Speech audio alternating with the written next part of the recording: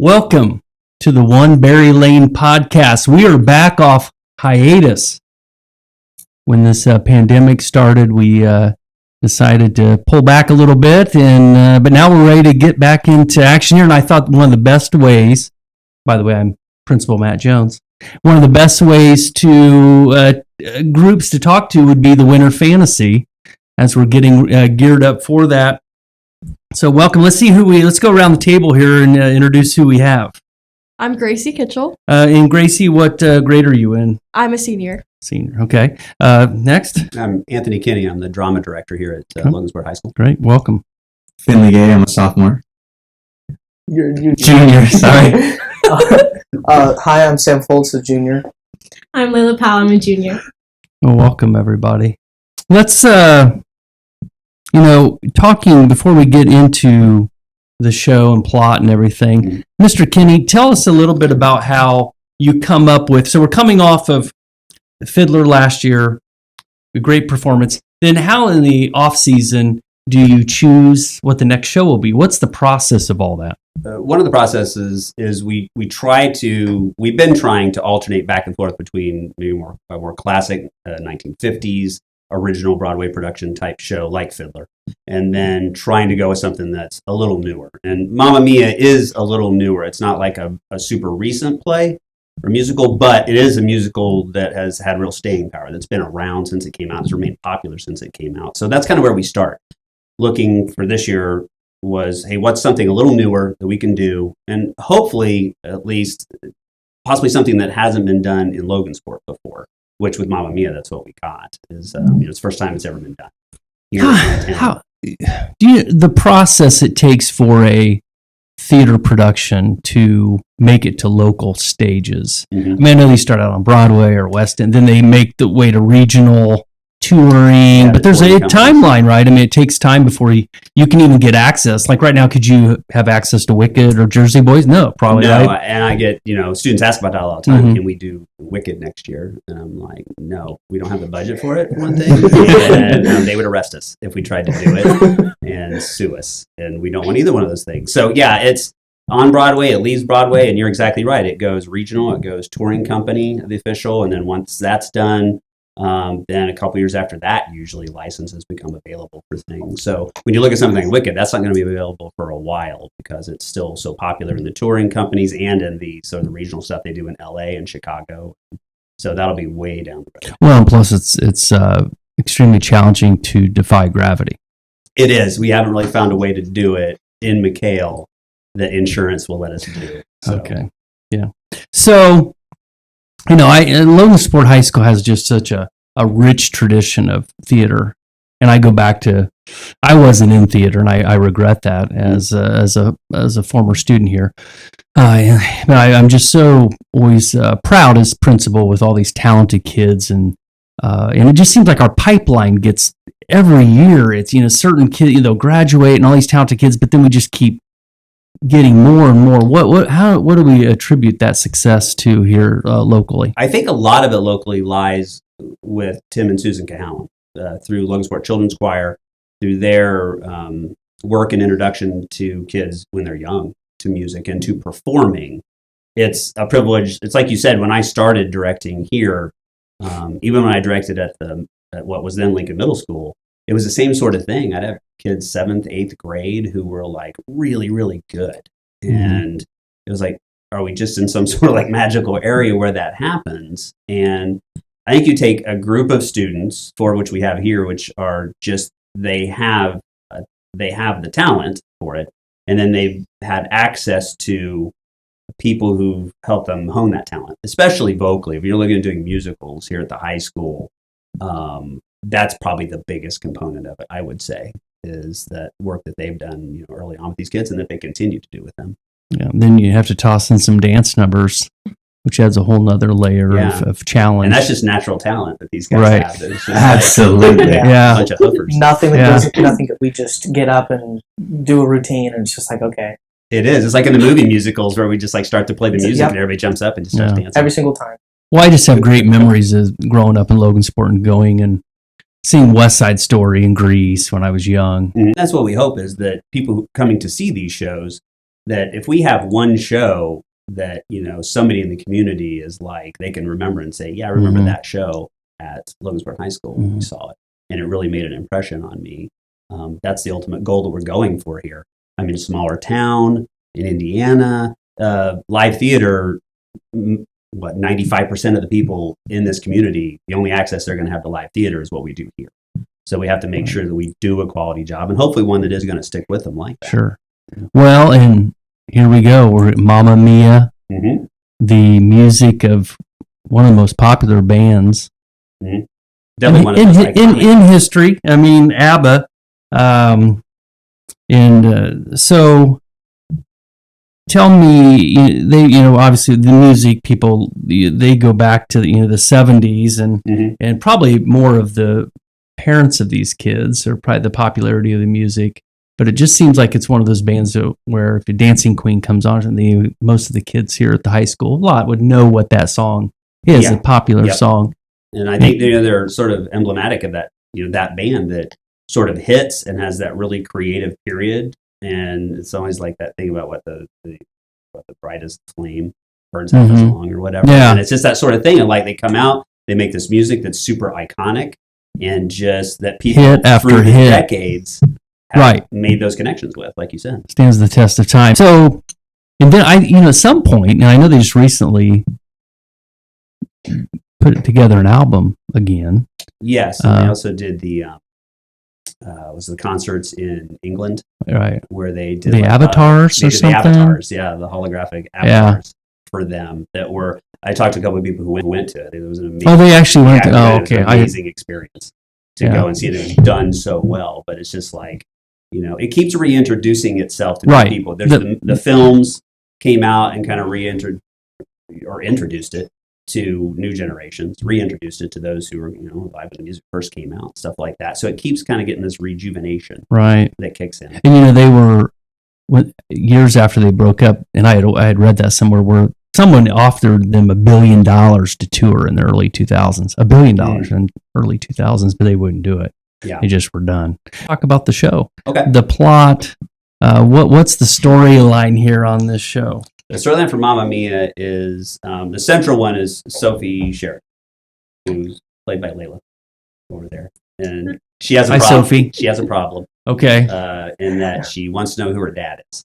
All right. And there's 3 possible suspects in this, so she's trying to find out who that is because she's getting married, and she wants her father to be at the wedding, and her mom Donna, played by Gracie, is very sort of doesn't want to talk about that. Doesn't want to talk about her past. Doesn't want to talk about the way her life used to be. And Sophie's always trying to get her to talk about it. And so Sophie does a little digging on her own and kind of finds out who those potential fathers are.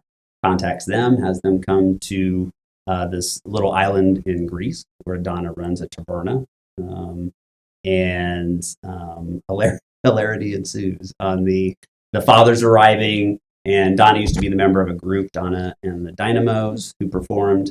And so her old bandmates show up too. And there's a lot of, not mistaken identity, but just like nobody really knowing what's going on, like of the characters as they go through all this. And I'd say it definitely fits that idea of a rom-com for it. But it also has some sort of serious dramatic moments in it too. And this cast has done a great job on kind of hitting both of those, both the serious stuff in song especially, and the lighter hearted moments as well. Great. So Layla, you're Sophie? Yes. So tell us about your role in taking this on and the songs and your memorization of lines. Sophie is a very playful character. She's very, young and joyful. And so her songs kind of show that a lot. I feel like she can be a little pushy sometimes. She always wants to get to the point rather than wait, for everything.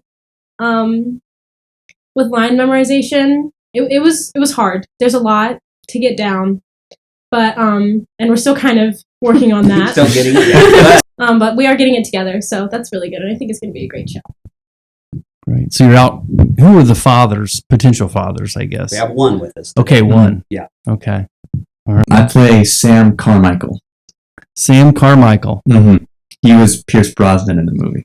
Dads are like, one's a proper British banker and the other's like an Australian traveler. So he's kind of like just the middle ground between those two. I think he's just an American architect, like 4 years old, and he had the first relationship with Donna, I think, if I'm correct. Yeah, you're correct. Okay, he had the first relationship with Donna, and but I'm sorry, I'm trying to explain it well. He had the first relationship with Donna, and he was engaged, and he had to go back home in the midst of their kind of young adult fling that they had. So he's one of the candidates, and I think he has a lot of regret with him about how he went about his life and with Donna. But, he's very happy to be back on the island with her. Are you? Good job, Yeah, Dad. thank you. Donna, are you okay with that? Donna, Sorry, Donna, you've got tell us a little bit about your character. So Donna has a very free-spirited soul, but when Sam especially arrives, Finley's character, she gets spiraling into this pit of, oh my gosh, what's going to happen? I can't have Sophie find out about this right before her wedding. And her whole idea is that they're going to ruin the wedding because they came back to look for Donna, but that's not actually what happened. Sophie sent them letters and invited them to her wedding. So she knows, but Donna doesn't know that. And Donna thinks Sophie doesn't know the dads are there. And so, and then the dads don't know why they are there. Mhm. They think it's because of Donna, not because of Sophie. So There's like 3 different layers of complete misunderstandings in this musical. Gotcha. Oh my. mhm. Okay. And you probably sing quite a bit in the show. Yes, a lot. We counted out, you have like 11 songs that you're in, mm-hmm. and 6 of them you sing by yourself. Mm-hmm. Yeah, that's the heaviest workload. Yeah. Of the singing parts in the show. It's just there's a ton of music packed into the show. It's almost, it's not an operetta, but it's almost kind of like an operetta the way they use the songs to tell the story. And there's so much expression through the songs and stuff like that. So yeah, there's a ton. Yeah. Wow. And the costumes, right? I'm Amazing. assuming the costumes are So wild and cool. flashy like they were with the Yeah, the costumes. the Abba crew. Yeah, the costumes for Donna and the Dynamos and some other characters would be exactly what you would expect from the ABBA era and the representation they've had in the movies and stuff like that. So we just got them in 2 days ago. So they were able to get into them. Last night was the first time, I think, Mhm. for that. So yeah. So we use like a costume company that specializes in theater, and that's you say, hey, we're doing Mamma Mia, give us the Mamma Mia package. Yeah, they have several costume plots you can order from, and you go in and pick what you want. A lot of times you can't order everything simply for budgetary reasons because costumes are expensive. So you have to kind of pick what you can get, what you can't. But yeah, you just put the order in, and it's a company out of New York that we use for it, and usually they get it to you about a week after they get the order. And I'm always excited to get them open and get them out, get them on the racks, get them in people's hands. So Sam, what's your role in this production? I play Sky, Sophie's fiance. He's, probably early 20s. Yeah. He is definitely, he's kind of a blank slate kind of dude, who he's really kind of just there until it's but he has a heart of gold. So it's he definitely connects with Sophie. But he's a very loving person, but is also very passive to what's happening until he has to speak up about it. But he's accompanied by, he has 2 friends, Pepper and Eddie, who are all kind of they're like his wingmen. So they kind of just feed into their hyperactivity. So they're always getting up to shenanigans, for a lack of a better term. I was stuck it in there. But I can see that. So you're a part of those shenanigans. yeah.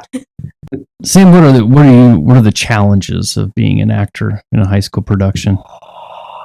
I think the hardest hurdle to overcome is really getting into character, because you want to be yourself as much as you can, but you want to also I guess, how do I want to put this? You want to be the character as much as you can, but there's always you always are a little self-conscious about it, because you're I'm gonna look really dumb when I'm out there, doing my thing. But as soon as you really become that character, everything else fades away, and it is practically just like an open highway to whatever you want to do with that character. I mean, within reason, obviously. You have to follow a script. You can't just like, make up whatever you want. Exactly. You can't just start like going out in the audience and screaming at people. But And Sam, and I don't know if it was in Fiddler or the spring The play. straight play with Puffs. Right. That's yeah. probably where he kind of came on the radar. It's like, who's this Yeah. pretty talented young actor, pretty charismatic, just kind of natural. He's got a very dynamic presence on stage. Yeah. And that, even at SNL, too, that came really strongly across, too, and some of the SNL stuff that he did as well. But with Puffs, I feel like, though, you have to get the right character if you want to stay, I guess, like, what's the word I want to say? Not involved, but, like, if you really want to get, I guess, involved with your character, it has to be, like, a fitting character, but you also have to take, like, time to think about, like, the little things. Because when you think about, like, the little things, like, with it comes the big things. You're like, oh, well, I'm going to do this and that. But, like, in order to, like, properly, like, portray a different person, you have to think about how, like, people act. But with like Puffs and stuff, that was a lot easier to connect because the main character, Wayne Hopkins, I feel like is just a really awkward version of myself. So I was able to kind of just exist while everything happened around me. Well, and it's really similar to Mamma Mia. We were talking about this earlier today. Was both those characters, Sky and Wayne, both have that kind of like, I'm sort of the normal guy in the middle of a bunch of other people sort of losing their minds about things.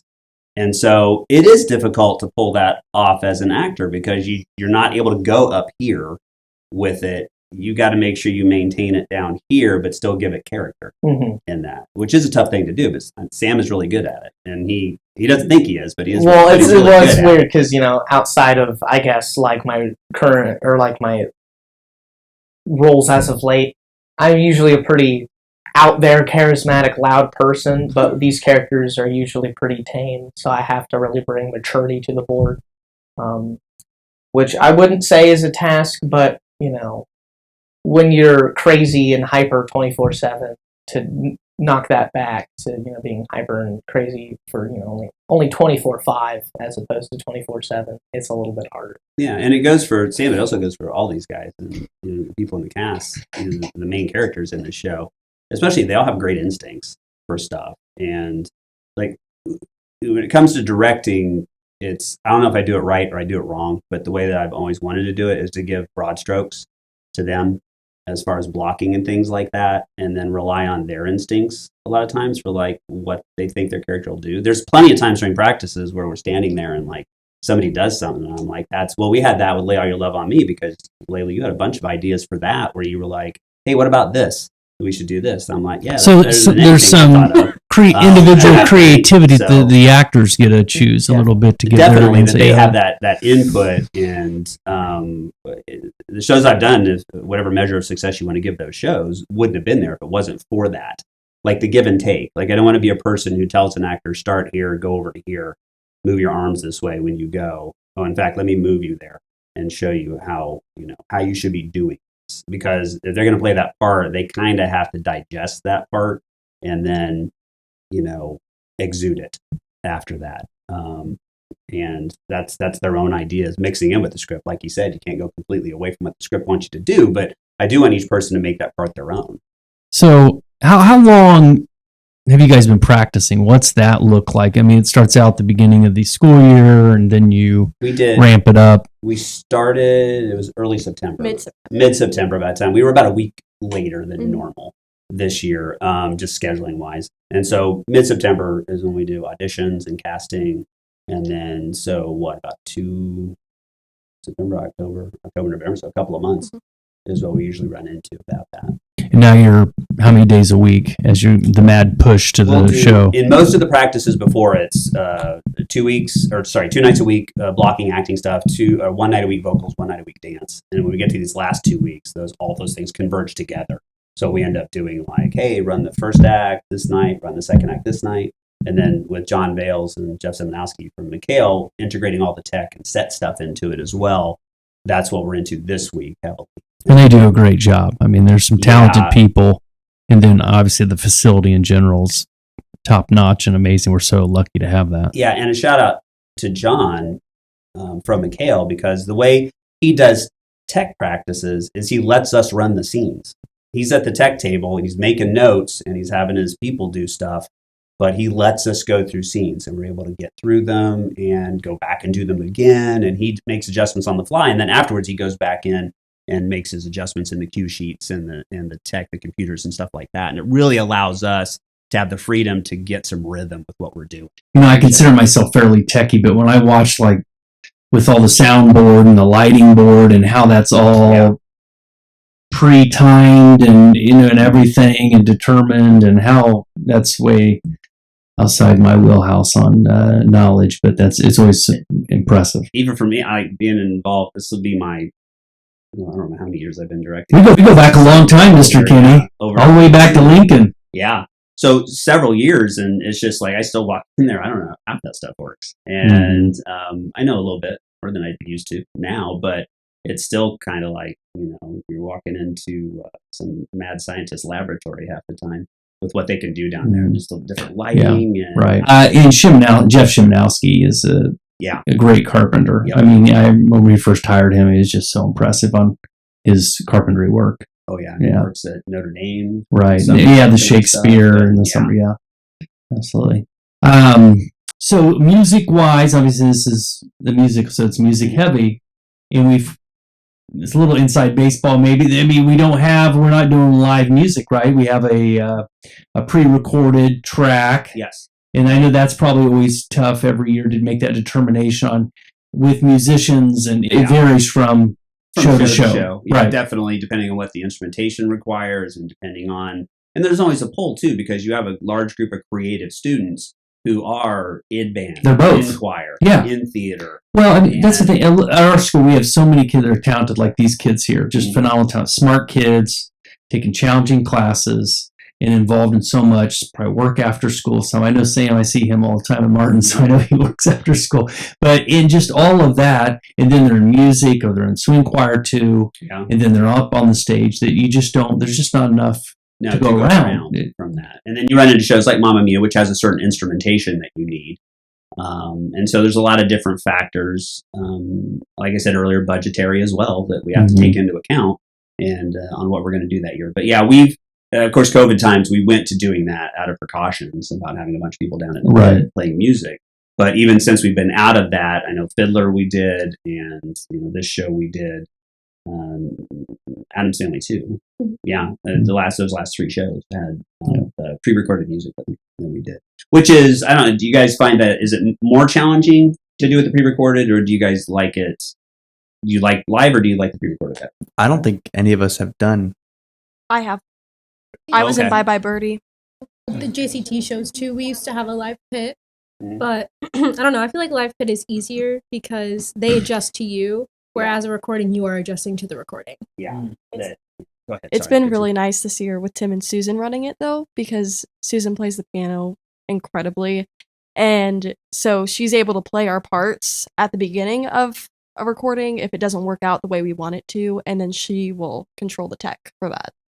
And it's really nice. It's really nice this year to have that all sort of consolidated that way. Yeah, she's quite the talent. That combination of those two, like you said, they're very influential in our success when it comes to theater production. Definitely. Yeah. Is this audience, and here we've got the show on November 18th, 19th, and the 20th. The 18th, 19th are 7 p.m. Then we have the matinee on Sunday at 2:30. $10 for adults, $5 to get in for the Mamma Mia. Why should someone watch this production of Mamma Mia? Well, me personally, it's because I think watching a group of people, especially younger people, because most adults, I feel like, get bogged down with adult life. So I think a lot of people see it as kind of like a gateway to like enjoying themselves, like being young again, seeing young people having such a good time and doing such a good job with something like, anywhere as mundane as like a Shakespeare to anything as like crazy and out of the water as Mamma Mia. Mundane. Hey, sorry, Shakespeare. I'm I'm sorry, Shakespeare In fans. front of an English teacher. Oh no. There is never a dull moment in this show. There, not like even if it's not upbeat at some point, Mhm. it's so good. Every single scene is great, and everyone does a great job. The songs in every single scene, it does move very quickly too. So whatever people's theater experience is before, because some plays are slower than others, as you just said, it's some plays are more fun than others. This kind of hits all those categories. It's a fun. I think when they set out to do it, to write it for the Broadway show, I think it was written, number one, this is going to be a fun show. This is going to be a show to celebrate this music that so many people love around the world.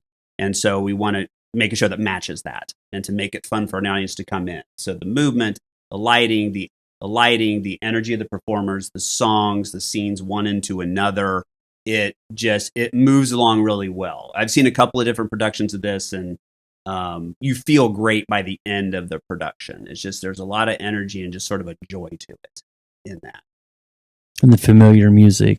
Yeah. Yeah. If you've seen the movie, come and see the show because you'll love the show, because the show is its own thing. There are some differences between the two, between the movie and the show, but it's largely along the same lines as the movie. And being that live performance, some of what Sam talked about there's just something special about seeing a group of people do this performance that's only ever going to be done once. We do 3 shows, but each one of those shows is only performed one time. And each one is going to be a little different from the other shows. And it's just like that show's there, you see it, you have it in your head and your heart, and it's never theater that way that I want everyone to experience. I think something interesting about the show is it's very approachable, because some people, especially students, are like kind of turned off on theater because they don't really know a lot about it. And there's also a little bit of a social stigma that theater is kind of weird. But this musical, being that it's like all Abba, and most students and just people around the world have heard Abba, this one's, I think, a lot easier to come to because you already have an idea of what it's going to be like. And hopefully you'll be pleasantly surprised at how good it is. Boom. I remember when I was a little girl, I would come and I would see like the high school shows, and I was like, wow, these are amazing. I remember watching Beauty and the Beast, and it was just one of the best shows I've ever seen.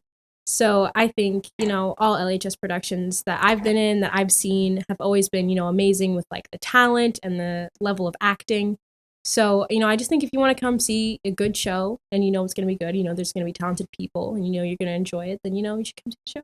Asking for the last couple of years if we were going to do it. So, we're looking forward. And that energy that they put out on stage is directly reflected from what we get in the audience from that. And it's very much a relationship with the audience. And we feed off each other that way. So it's just a super cool experience to see this show. Like I said, it's one of the most fun shows I've ever seen when I've seen other productions of it. And ours is going to be just as great. What's your favorite song, man? I'm a bit biased, but I really love singing SOS between me and Donna, and another of my favorite songs is Our Last Summer, sung by Harry and Donna. Favorite song? You have a lot of them. How many? 6? I have 2, but I'm really biased because they're my songs. So That's okay. Slipping Through My Fingers is one of my favorite, especially because it's my last year and it's so sad. I'm gonna cry. That's okay. And The Winner Takes It All, because it's in the same scene, and so I go from such a sad song to being like, oh my gosh, she's growing up, and then it's like, oh, you're here, to being super angry at me. Yeah. Which happens a lot in the show. And it's such a powerhouse song. It's so amazing. Great. I have 2 also. The first one is probably Does Your Mother Know? It's a really fun. It's fun and playful. When I saw the movie and I watched that scene, I was like, oh my gosh, I want to be Tanya. I inspired to be here, And then my other song is, I'm a little biased. It's Lay All Your Love on Me. That is, the vocals in that are just gorgeous. I love that song so much. Sam? I would say Lay All Your Love on Me because I'm in that one. But if we're talking about for like just simply like enjoyment, that's a hard one. There's so many good songs. Yeah, there's a lot of good songs.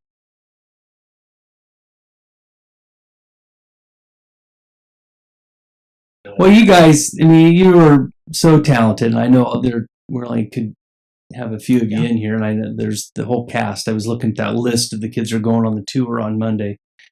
Just a lot of talented kids, and I just kudos to you on the commitment that you put into this high school and the time, not only within the theater, but just overall. And we look forward to the show. Come out and watch it, and it's going to be a lot of. Come and have a good time. Have a good time with 798 other. Perfect, outstanding. Pack the house. All right.